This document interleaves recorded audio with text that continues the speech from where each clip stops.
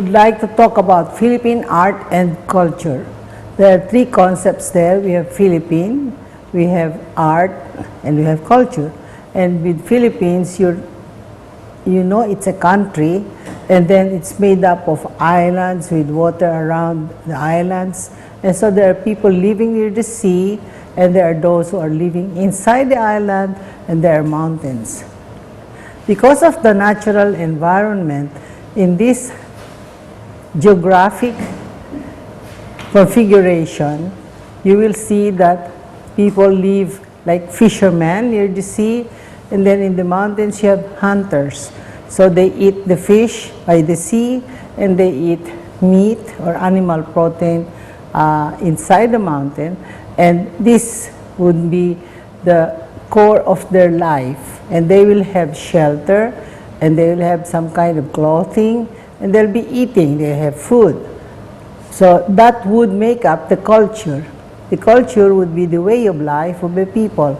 In Philippines, you are also having what we call a society, and these are people or individuals living together in an area. When they do that, you have what we call the psychology of the individuals, but together you have the sociology of the society. Now, with art, art is the expression of the people. They have a sense of beauty. They like to adorn themselves. For instance, a long time ago, they would wear shells and stones for the jewelry.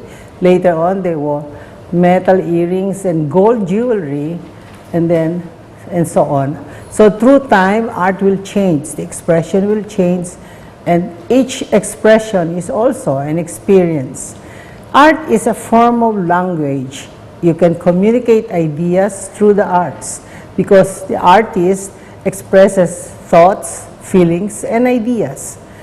And they do things with media, with processes, and they do it with technique. This is why the gold jewelry that you will see in the Metropolitan Museum, for example, will show you how highly skilled the artists were during those early times. We have traditional art from early times, and we have contemporary art, which is of modern times. Now, before, the art was part of life. So you had rituals, and they would have songs and music and dance all together. But later, when people started studying what they call the arts, they isolated the arts, and you have now what they call the 7 arts. You have the visual arts. You have painting, sculpture, architecture.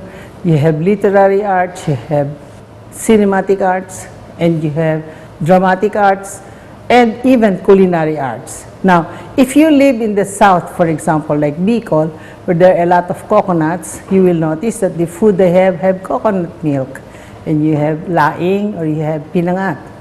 In other areas in the Philippines also, we share the same like for gata or coconut milk in our food.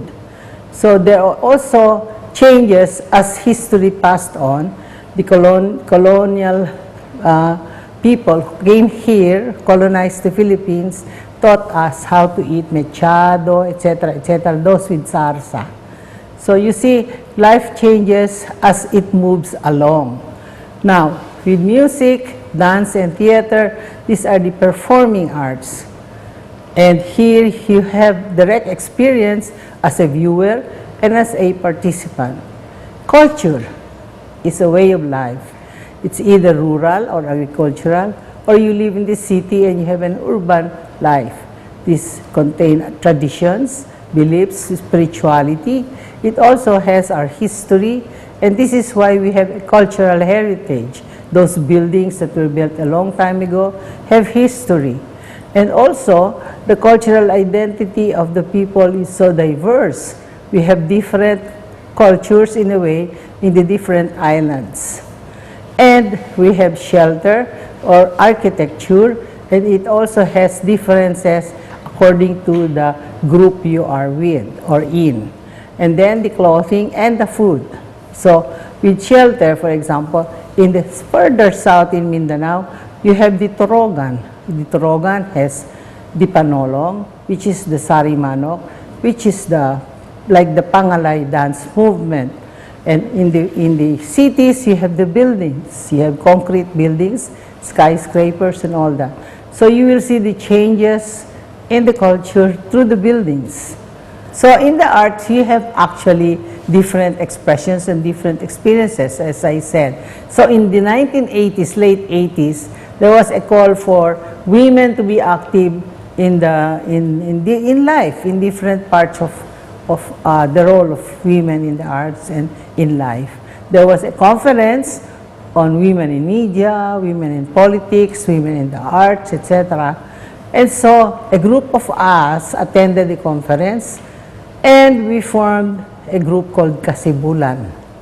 This would be kababaihan sa sining at bagong sibol na kamalayan.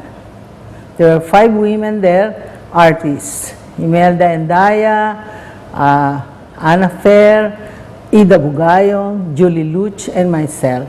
And we said, how come all the men are always considered the leader of the arts? How come we are not recognized as artists? And so we said, let's find out who the women artists are. And we made a survey of the artists, and they wrote to us and sent us their work, pictures of their work. We would share our work to each other. And finally, we have a body of work done by women. And so we started exhibiting together. We started getting into issues, talking about how this issue affects our life as women and as people and so on. And so we would come out with an exhibit on kababaihan in general. Then we would have an exhibit on migrant workers. We had an exhibit on environment and so on. Issues that we were concerned with. Some of us were afraid to be called feminists or feminist artists. But then Sister Mary Jan talked to us and said, no, if you are concerned with women issues, then you're a feminist. So we said, okay, we are feminists. And we just went on, and every year we would have an exhibit at the CCP, at the Vargas Museum, at the Faculty Center of UP, and so on, so that we would be like having a body of work as women artists. Up to now, they still meet. The younger people are now leading the group, and they're still meeting and they're exhibiting as usual. And there are other groups, younger people who are producing good art. And also, they exhibit in galleries, and then there are a lot of festivals and fairs. They join that, and they join the international exhibitions also. It is good to know the different artists from different regions. There was a time when we had visual arts congresses where people would meet together, exhibit together, and you also build collegiality, you know. You get to know what they're doing, and they get to know what you're doing. So it is like a community, a sense of community of artists. Yun. So Philippine art has gone a long way, but many people still don't appreciate the strength that we have through the arts. Art is very important to the people. It is food for the soul. It also expresses the spirit of the people. When we do the work, we come out with creations, we speak about our life, ourselves. And so the more Philippine the person is, the more Philippine the work is. So the identity is carried by the person who did the work.